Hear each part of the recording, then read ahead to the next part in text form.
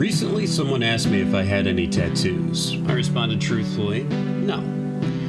Tattoos are often regarded as a reckless endeavor, or at least a carefree decision. Some parents and grandparents would say that if you get a tattoo when you're young, you'll come to regret it when you're older. And I think that's probably why I don't have any. Fear of the future. I followed up my no by telling this person that I've thought long and hard about what tattoos I would get if I were to ever go about getting them. My idea is to have 3 interlocking rings drawn onto my left shoulder. The design of each ring would represent a different stage of my life. The first sounds dumb, but it is a dragon around the sun representing my internal struggles with morality that I dealt with as an adolescent. This image would become the second ring, and the third, I don't know, because I haven't yet lived that stage of my life. Now, the second is the one that I want to focus on, as it represents the most recent stage of my life. This ring is the Ouroboros. It has been depicted as far back as ancient Egypt and became a revered symbol of alchemy in ancient Greece, but my take on it is a bit more literal. You see, the ring depicts a snake eating its own tail, and this is a phenomenon that really happens. It is believed that it is caused by snakes becoming stressed or disoriented, so they begin devouring themselves, sometimes creating that perfect ring depicted in the symbol. It can even be fatal for the snake if their situation doesn't change. And in some ways, I feel this is what my adult life has been so far. Lacking a clear path forward, I have figuratively begun cannibalizing myself.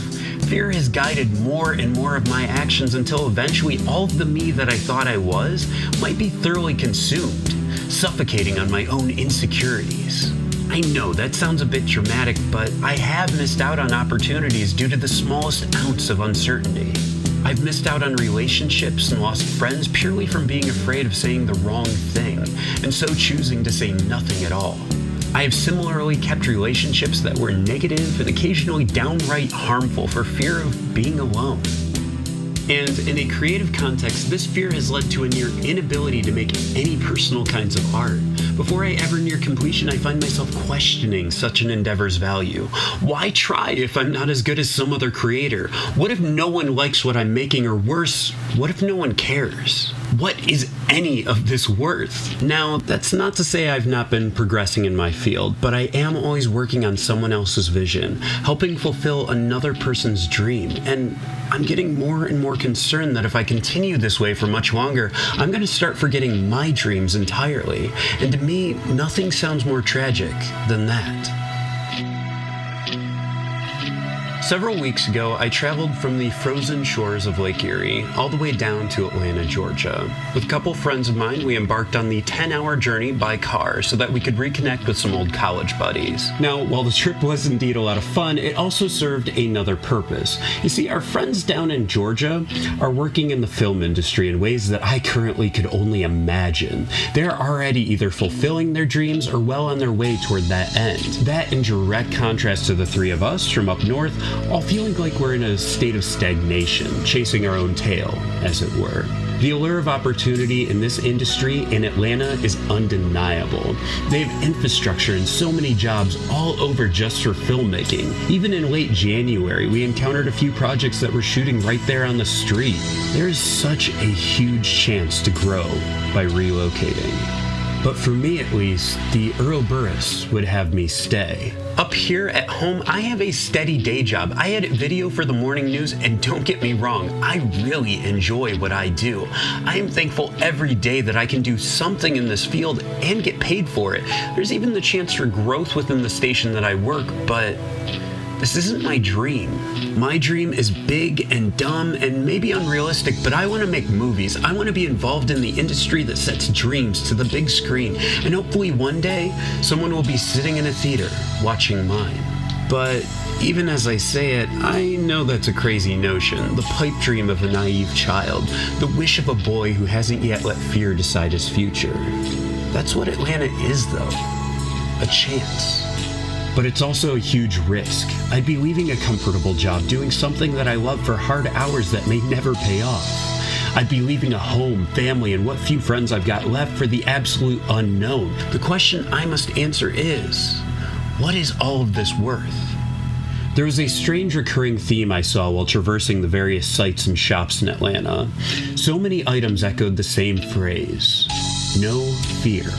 It happened to crop up seemingly everywhere. I even happened upon a 2-year-old message from a friend who lives down there saying, "You can't let fear hold you back." The irony wasn't lost on me, as just weeks previous, I determined my New Year's resolution, vague as it might be, was to try to start living without fear, to embrace some risks before I reach an age where my actions have become immovable, before I become too set in routine and comfortable in the life I'm living. It was like Atlanta was attempting to answer the question I didn't yet know needed asking. If we're supposed to start taking risks now, what risks shall we take? I think the answers to a lot of things for me lay approximately 10 hours to the south. But if I am to embrace the answers, I'm going to have to let go of the fear that has defined my past. I must move forward toward an unknown, embrace risks and uncertainty. Fear is a very hard thing to let go of. But as the snake must let go of its own tail in order to survive, I must embrace this change in order for my dreams to thrive. An alternative interpretation of the symbol states that the joining of head and tail shows that every ending is also a beginning. And hopefully years from now, when I look back at that symbol, when it's inked to my back, that's what I'll see.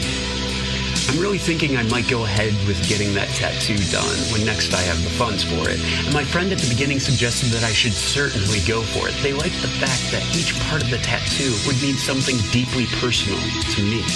They then asked if I had any idea as to what the third ring might eventually be. I responded truthfully, no. But perhaps this decision to change and move forward, to embrace the unknown, to reject that fear of the future, will lead to that next stage and complete the picture. And I will no longer be the me that I thought I was, but rather become the version of me that I'm meant to be.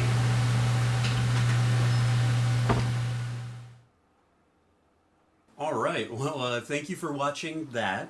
Me just laying bare all my emotions and whatnot. Now, I'd actually written that when we'd first gone to Atlanta, so a lot of that personal, internal struggle I've since overcome, seeing as I'm actually leaving on that journey south later this weekend. I'm also thinking of possibly doing more videos of this sort, chronicling our journey and our adventures. So if that's something you think that you'd care about or want to see, feel free to let me know. Beyond that, a huge thank you to Joe Kowalski. He actually came here right before work and pretty much shot this all in one take, so props to him. You can check out his YouTube channel. There should be a link down there in the description. Also, a huge thanks to anyone's pictures that I may have used of me. I have included some links in the description down there for those photographers. And finally, also a shout out to this guy's snake video that I used, the Ouroboros snake that was actually eating its own tail. Just want to let you know, happy ending. The snake survived. He was able to get it to relax and whatnot. So, yay! I'm gonna miss you. He's purring, even though he doesn't look like it. All right. Bye.